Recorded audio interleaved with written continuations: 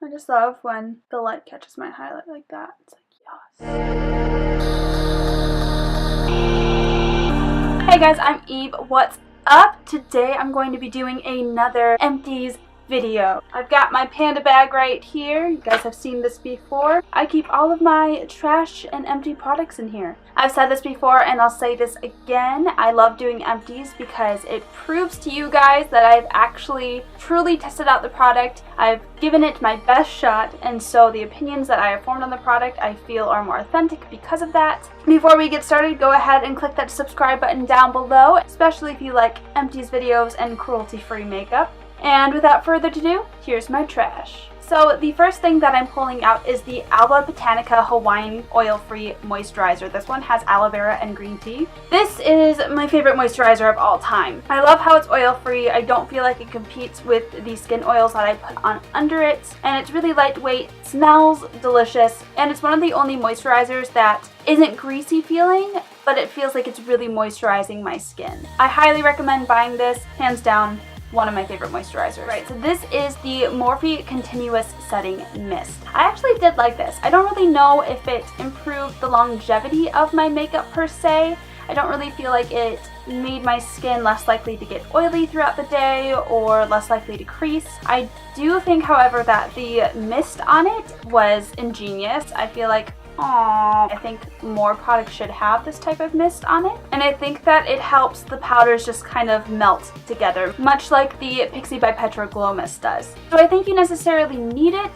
Not exactly. I think that if you have dry skin, you're probably going to get a lot more use out of this than I did. Like I said, I did like this, but I didn't love it. I might repurchase it just because I think the mist is so cool, but I don't think that it's 100% a holy grail in any way for my collection. Alright, so next we have the Double Stacked NYX Mascara. So the idea of this mascara is that you apply the black base first, and then you apply the fibers, and then you apply the base again right on top of it to darken everything and seal it in.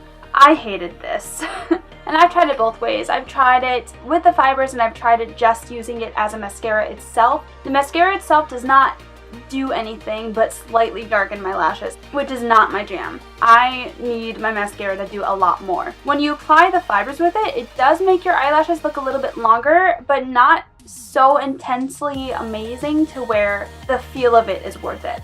These fibers get everywhere. Every single time I wore this product, my eyes were super irritated and red. I'm assuming that it's actually eye safe, but I don't feel like it is just because it hurts so bad. All in all, don't recommend. Ugh. This was something that I originally featured in my project pan, but this is a super old container of the L'Oreal Paris gel eyeliner in black. I have had this forever. It got to the point to where the gel kind of dried out. You can kind of see how much product was left right there. It's like right at the top. But it got to the point to where this wasn't a workable product anymore. So I just kind of had to get rid of it and say goodbye. And I have replaced it since then with a cruelty-free option. I'm now using the Pretty Vulgar, the ink gel liner, and I'm obsessed with it. I'm not actually sure if this company is cruelty-free, but it's Dirty Works, that Fiji feeling coconut body butter. I just threw that. This did work. It's one of the only moisturizers for body that I was able to put on my feet and have it really moisturize, and it would absorb really quickly, so I didn't feel like, you know, that sticky feeling that a lot of moisturizers give. However, the smell of it, it smells a bit like banana, and I'm not a banana person. Ugh. I will go ahead and let you guys know if it's cruelty-free in the description box down below, and if it is cruelty-free, I highly recommend it. Just because of the smell, I'm probably not going to be repurchasing this. Alright, so now we have another one of my Project Pan's products. This is the MAC pressed eyeshadow in the shade Gesso. It was a bright white color. I used this whole thing up. So now I am on the hunt for a cruelty-free option of a matte white eyeshadow. I think I'm probably going to purchase Sugar Pills Taco. I've heard awesome things about that. If you guys have any other suggestions, please leave it in the comments down below. I'd love to hear your opinions. So now we have the travel size of the Dermatologica Pre-Cleanse. This stuff is super cool. It's an oil and you put it in your hands and then rub it into the skin, and it removes all of the makeup, and then you just rinse it away. I never understood why people had so many issues with makeup removing balms and creams until I tried this. This made it so easy to take off my makeup that I didn't have to wipe it off afterwards. So if you're one of those people that do not like using a balm, go ahead and pick this up because this is a lifesaver. It is a pricey product, but I will say a little goes a long way. And Dermatologica, I truly believe that they're a company that is known for having products that work. So I have two of these. These are my Anastasia Brow Wiz pencils in the shade medium brown. I love my Anastasia Brow Wiz. It's my favorite pencil to this date. My one big issue with them that I've been having lately is the spoolie always breaks off. This looks like it's on, but it's not, which then leaves me in a predicament because before I wasn't buying spoolies. Since then I have bought a spoolie. This is actually by e.l.f. This thing has been a lifesaver because these keep falling apart and I'm not here for it. So I still recommend buying this, especially if you're looking for something that has the ease of an eyebrow pencil, something that's still blendable but yet keeps its shape. Anastasia, man, they're the brow queens. Then we have this empty pan that did used to have an actual container, but I depotted it a long time ago. This was my NYX blush in the shade Taupe. This was my holy grail contour shade for the longest time. It has been dethroned by the Urban Decay Naked Skin Shapeshifter palette. I truly believe it's amazing for pale skin because it's really cool toned. It gives you that shadow shade rather than extra warmth. If I put on too much warmth, I start to turn a little bit muddy. This was a really good product to combat that. So if you're fair skinned and you're looking for a drugstore contour option, I highly recommend you pick this up. Alrighty, getting down to the wire. So this is the Tarte Drink of H2O. I don't understand this product. I think it's supposed to be a gel type moisturizer. I don't know if you're supposed to use it in conjunction with something else, but I didn't find that it was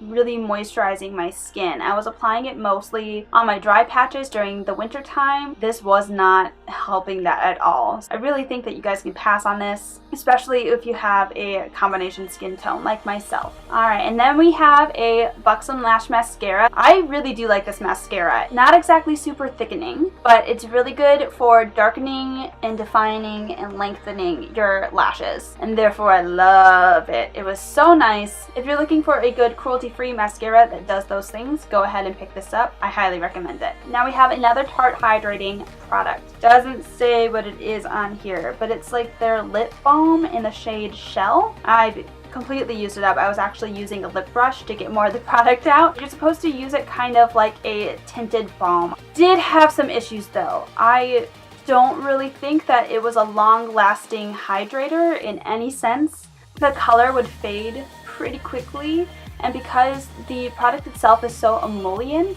the actual tube was breaking apart. Like the actual product would break and slip around off of the stick. This really isn't worth your money at all. So this is actually a really old product that has been sitting in my collection, and I decided to finally give it a try. This is the e.l.f. Mineral Foundation in the shade Light. I have no idea if they even sell this anymore. Like I said, it's super old. The shade was too dark for me. The coverage was decent, but there are definitely better products than this that you can grab. So my last two products are sample products. This is the Cover FX Mattifying Primer with Anti-Acne Treatment. I did like this. I think it was a little bit too drying on my skin, but the feel of it going on my skin was kind of silicone-y. It was very smoothing at first. It's just the salicylic acid that I think was messing with my personal skin problems. However, if you have super oily skin with an acne issue, go ahead and grab this because I do think that it would work perfectly for you. Alright, and then we have the sample size of the Tarte Light Camera Lashes Mascara. I like this, but I don't like it as much as the Buxom Lash Mascara. So what's really cool is that this mascara is good at thickening and darkening and a little bit of lengthening, I would say, but it's not very good at defining. It is very clumpy. The formula kind of reminds me of a thicker, drier Too Faced Better Than Sex mascara. If you do not like dry formulas, I don't recommend you pick this up. I still think that the Better Than Sex mascara is better. Lights Camera Lashes, I would say, is a close number 2. Alright guys, but that is it for my empties. Like I said earlier, if you like this video, go ahead and click the like button down below. And if you like me and want to see my face more often, click that subscribe button. Special thanks to Mariana Vlogs. You're so sweet. Thank you so much, Mariana. And yeah, thank you guys so much for watching, and I'll see you in my next video. Bye, guys.